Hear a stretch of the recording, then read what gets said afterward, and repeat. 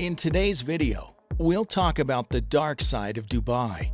Dubai is a refuge for a lavish lifestyle and world-class shopping, in addition to having the world's tallest building and valuable oil deposits. A typical Emirati lifestyle might include having the privilege of driving a Ferrari and having at least one maid per household.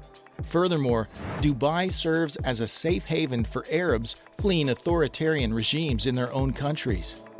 However, there's a terrible reality hidden behind this dazzling exterior that the rest of the world may not be aware of. Thousands of skyscrapers in Dubai are constructed by migrant workers. Over the 2014 Christmas holiday, something interesting happened. Etihad Airways had a glitch fare from the States to Abu Dhabi for $230 round trip. People all over the United States texted, tweeted, and called everyone they knew sharing the deal, which resulted in a mass exodus of Americans headed to the United Arab Emirates. Arriving in the Abu Dhabi International Airport, many guests opted to take the complimentary hour-long Etihad luxury shuttle to Dubai, where they were greeted with towering modern skyscrapers, a vast highway filled with every luxury automobile imaginable, and twinkling lights that filled the city. Naturally, it was an array of visual stimulation, as Dubai is instantly entrancing. From the hotels to the restaurants, and of course the shopping, Dubai is a luxurious modern oasis in the middle of the desert. It's hard not to fall in love. But behind the amazing service and awe-striking architecture, there's a darker side to Dubai that's not in any brochure. Among other documentaries about Dubai's not-so-glamorous uprising, BBC's Ben Anderson spent months in Dubai trying to infiltrate the community of expatriate workers who are putting them up. According to Vice News, quote, what he discovered when he eventually got in was that the gem of the Arab world is almost entirely built on imported slave labor, end quote. Expats from Bangladesh and India are drawn to Dubai by promises of a better quality of life, greater income, and limitless chances. Workers are compelled to work 12-hour days for very little pay 6 days a week after paying high-priced illegal visa fees and then being stripped of their passports. Their living conditions are terrible, and they're trapped on the gloomy outskirts of the new, world's most dazzling metropolis. Expats from all over the world, especially from South Asia, make up more than 95% of Dubai's population. The majority of people have moved to Dubai with the hopes of a better future. However, their passports may be seized by airport security or companies upon arrival in an attempt to prevent them from leaving, and migrants are transferred to Sonapur, on the outskirts of Dubai, far from the city's flash and gloss. In the most basic accommodations, more than 5 people live in a tight room with limited access to power. Workers frequently become ill since the water supply in the camps is not purified. In addition, the rooms are typically plagued with rodents and insects due to a lack of ventilation.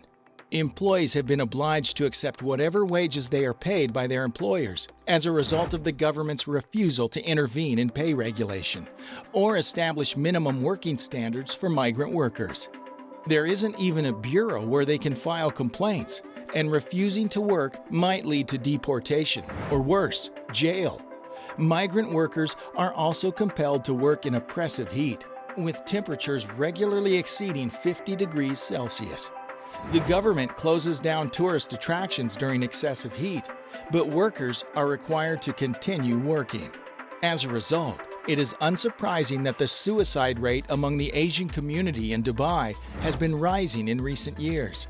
On average, there are roughly 2 occurrences of suicide per week, all of which are committed by migrant workers. Local Emiratis have gotten numb to these catastrophes, according to a reporter for The Guardian. Ignorance of the harsh working conditions of expatriates makes Dubai look like it has no compassion for the Asian migrant workers. It seems now that economic expansion is the sole priority for this capitalistic society, as behind the facade of elaborate buildings, there lies the hidden horror of the reality of the migrant workers, which may as well be classified as modern-day slaves. This is the deplorable truth that Dubai has been desperately trying to whitewash ever since. Dubai is like an unpredictable Tinder date in real life. It's on its best behavior at first. In a gleaming red sports car, it will speed you through the majestic 12-lane Sheikh Zayed Road, the Burj Khalifa, the world's tallest building, and the magnificent version of Las Vegas's Bellagio fountains will subsequently be shown to you. You might even get to swim with a shark in a hotel aquarium if you get a third date. However, until you move in, the real Dubai will remain concealed. The secrets will slowly reveal themselves after you have the keys to the door, making you feel uncomfortable, bewildered, and genuinely upset, just like the integrity of the city and its inhabitants. Dubai's past has also been buried under all the sand, metal, glass, and steel. Literally. Dubai Museum, now the oldest standing institution in the city, lives 2 levels below the ground, and it's the only architectural structure that narrates the true tale.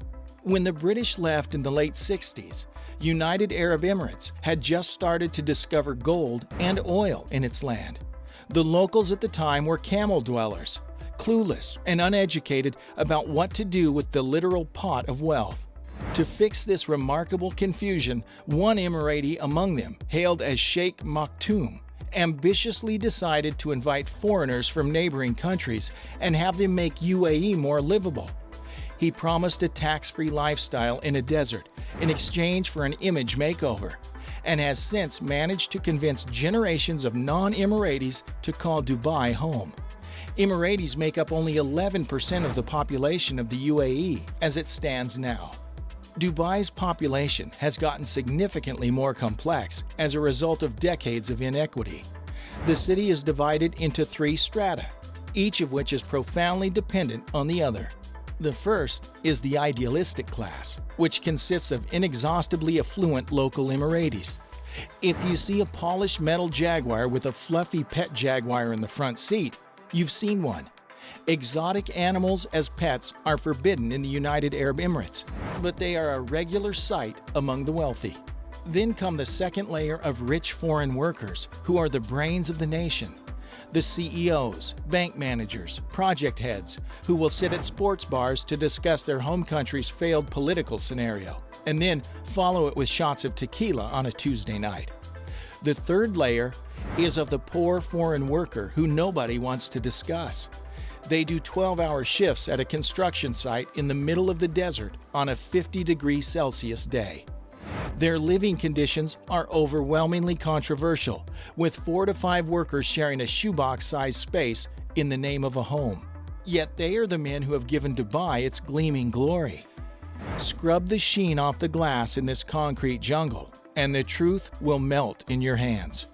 The modern-day slavery in the UAE is painfully obvious, but the propaganda-style tourism videos and Instagram handles will tell you otherwise. The expats are still doing all the work to present the ruler of Dubai with his vision for the country, but the government won't let you believe that. You'd be standing in a posh outpost of a British restaurant in Dubai Marina, elegantly sipping your $38 glass of Bombay Sapphire, garnished with Lebanese cucumber, and you'd have uninterrupted views of construction workers tiptoeing atop a crane. You wouldn't be able to buy alcohol bottles at any supermarket, Islamic country laws, but hotel bars would serve $1,000 worth of champagne on tap. The motto in this town? Don't talk about it. Don't question any hypocrisy. Don't write about it. Isn't it true that if you don't see something, it doesn't exist? When you first start experiencing the truth in Dubai, the expat community will teach you this.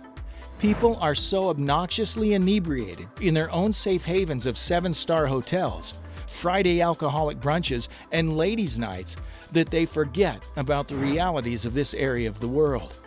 This is the adult version of Disneyland. If you can't play with toys in your native nation, make a home base within its superficialities, where you'll never have to doubt its virtue or your own conscience. A generation of millennial Emiratis is being rewarded for existing, in between the breezy white robes and the dark burqas. The government pays for your schooling if you're a young local. When you marry, you are granted a mansion. The abode is accompanied by an army of helpers: maid, chef, nanny, driver, personal trainer. All of your vacations will be paid for. From rotating hotels to flying taxis, Dubai cannot be stopped with its daily announcements of how can we do this better than anyone else.